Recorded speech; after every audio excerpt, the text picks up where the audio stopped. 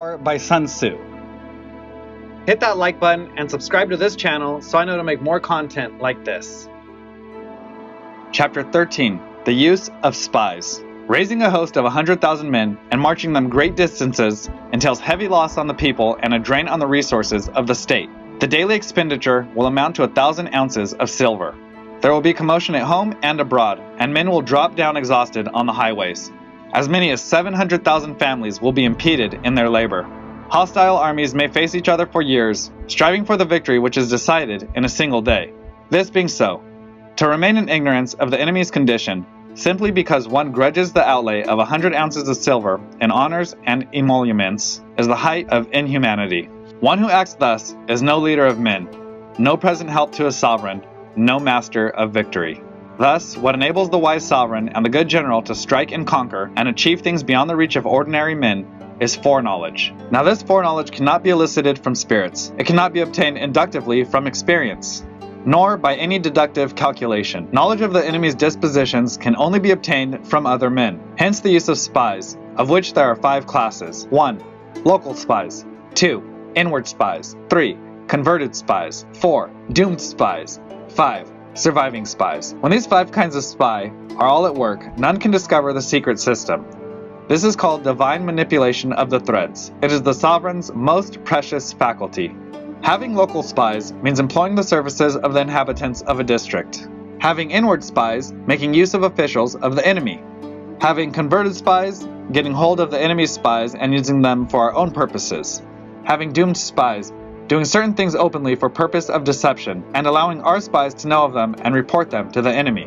Surviving spies, finally, are those who bring back news from the enemy's camp.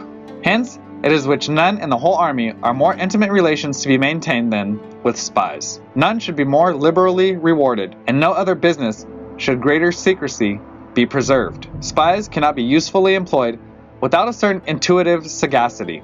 They cannot be properly managed without benevolence and straightforwardness. Without subtle ingenuity of mind, one cannot make certain of the truth of their reports. Be subtle, and use your spies for every kind of business. If a secret piece of news is divulged by a spy before the time is ripe, he must be put to death together with the man to whom the secret was told.